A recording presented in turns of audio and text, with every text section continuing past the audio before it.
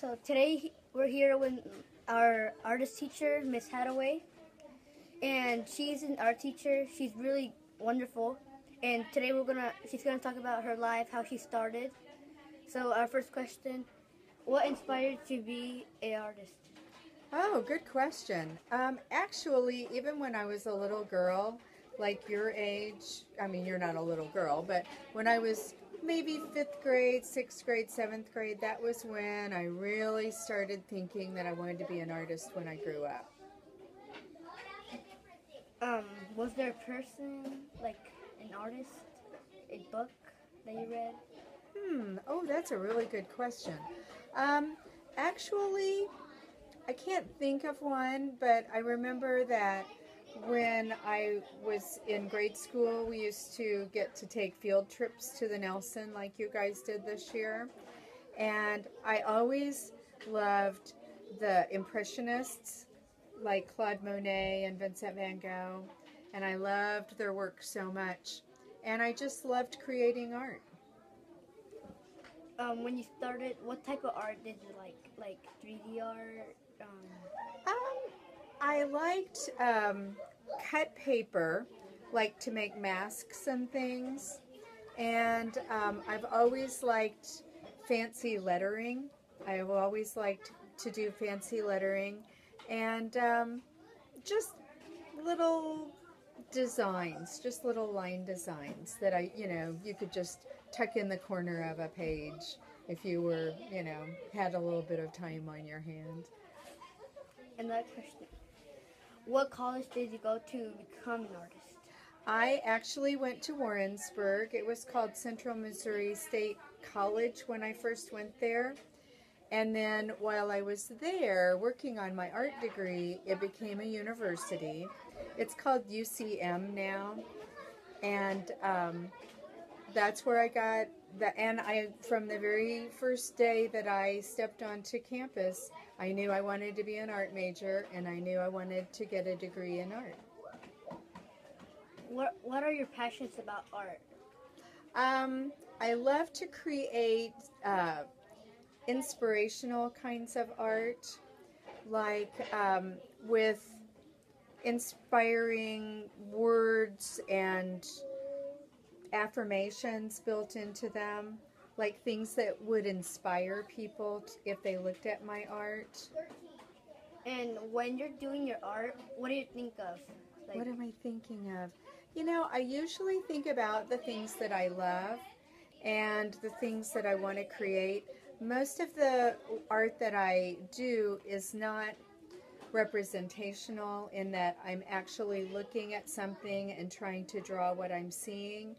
Most of the art that I create is just from my imagination, from what I remember of things that I've seen or things that I think are beautiful. So at first sight, you find something interesting, right? Mm-hmm. Do you try to do it, or do you think about it? Should I do this or not? Well, a lot of times I take a snapshot on my phone of something that I think is particularly beautiful, and I will most times pin that on my on a Pinterest board someplace so that I have that to look at another time.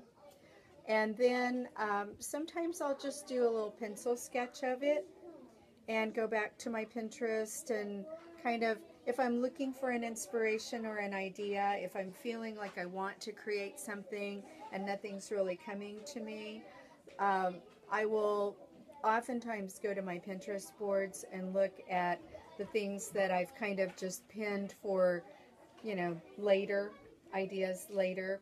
And then I might just do a little pencil sketch, or like the little thumbnail sketches that we often do when we start a project.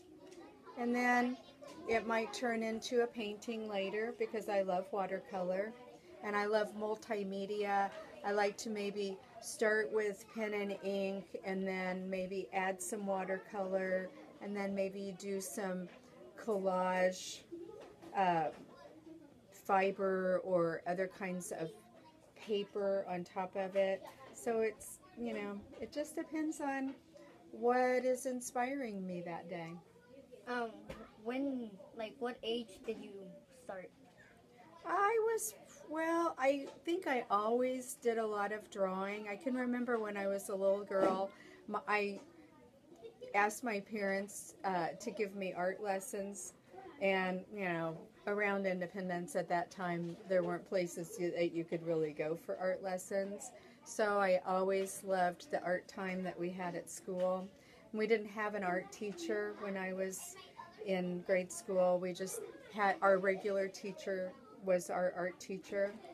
So then when I got to middle school, junior high and middle school, and I could actually take art as an elective, I always took art. I took art every single year in junior high and all through high school. I took as much art as they would let me take.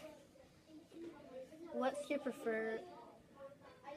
What do you have to say to the young artists out there that someday would be some great like you? Well, I would say that just what I tell you in class, if you're not good at it, the only way you're going to get good at it is to keep practicing.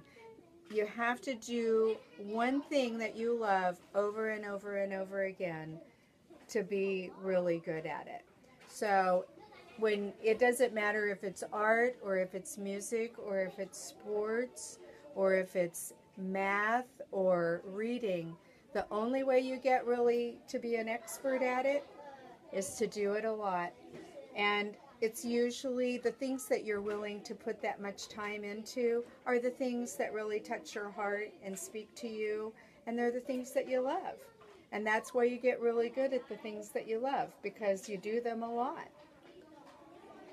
Well, thank you, Ms. Hathaway, for such a great time talking to you. And there is the life, how she started it. I hope you guys enjoyed it. Thank you. Thank you, Valentino.